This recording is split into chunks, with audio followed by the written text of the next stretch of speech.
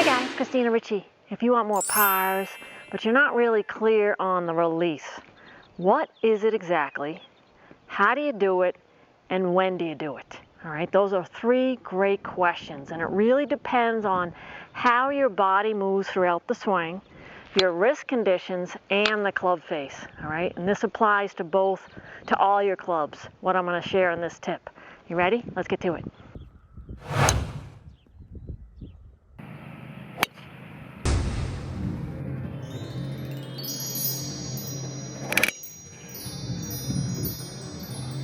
All right, so let's talk about the release.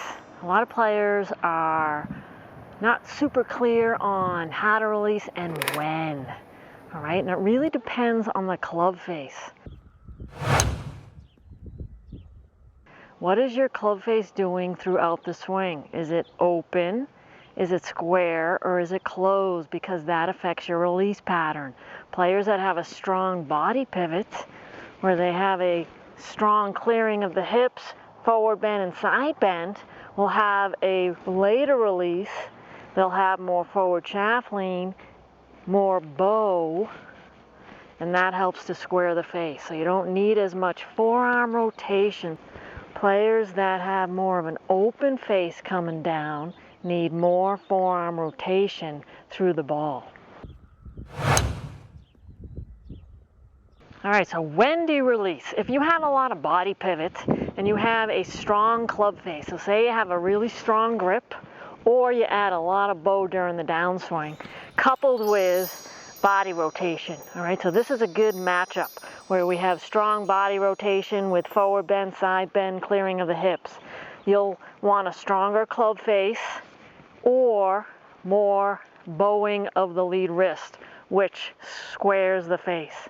All right, that's a good matchup. If you have a lot of body rotation with an open face, that is not a good matchup because your balls are going to go dead right. So you're better off if you have more of an open club face coming down to have more forearm rotation. All right, and the forearm rotation actually begins right here from the top. All forearm rotation does is it closes the face. And especially with the driver, you need to start way up here and start rolling the grip. Right? A lot of players aren't aware that the club twists, it rolls to square the face. All right, so I'm going to roll the grip right now. There it is, it closes the face. A lot of players instead hold on. They don't have any rolling of the grip, and that's why you're coming in with a wide open club face or you're hitting behind the ball, especially with a driver. All right, so it's really important to understand first what's your club face doing throughout the swing. All right, so pay attention to your club face. Is it open, square, or shut as you're coming down into the downswing? And what are your wrists doing in relation to the club face? The wrists control the club face. Your grip controls the club face. So check your grip. Is it strong? That's going to close the face sooner. Is it neutral? You have options there. And then, or is it weak, where that's really going to keep the face open? All right, so your grip plays a huge role, and then how you use your wrist during the downswing coupled with your body rotation. You really need to match that up. All right, so more body pivot works well with a more bow and a stronger grip, and then a weaker grip or more open club face. So say you like to take the club back toe up. All right, typically you're going to come back toe up, so you're going to need more forearm rotation. And that forearm rotation starts up here. All right, so you can roll the grip closed. All right, and that pairs well with someone that doesn't have as much body rotation, forward bend, side bend, and hip clearing. All right, if this is a player that likes to stand a little taller. All right, so you'll have more of definitely a baby draw where you keep your back to the target and roll those forearms. All right, so you're one that doesn't like to clear your hips as much. All right, you got to still clear them, but not as much. All right, some things to watch out for with the release. Conceptually, a lot of players are trying to get under the ball, so they're trying to get under it. All right, so the hand works this way, underneath. All right, we actually want to hit down on it with the irons, and with the driver we're going to hit up on it, but we're not actually going to get under it. All right, that's misconception number one.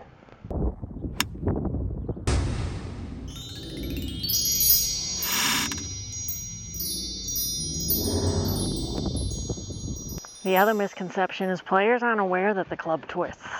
All right, they're not aware that the club actually twists. All right, so that opens and closes the face. Instead, they hold on. All right, so they're trying to keep a square face. You're the target. And they actually hold on, trying to keep a square face down the target line. And that just creates the chicken wing and a hold on, and typically too much spin and balls that go weak right or pull left.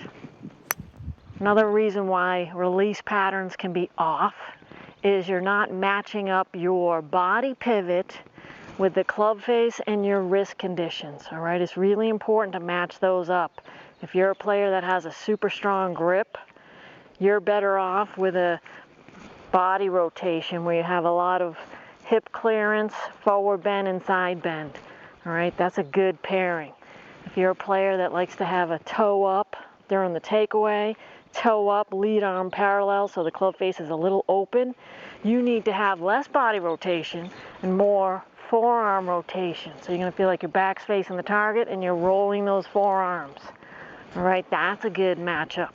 Players that have an open club face, add a lot of body rotation, end up with a wide open club face and the ball's going dead that way.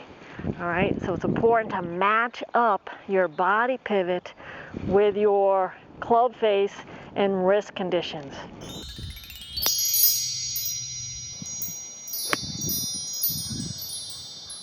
All right, so let me know if that all makes sense. If you have any questions, leave a comment. I'll be sure to answer in future tips.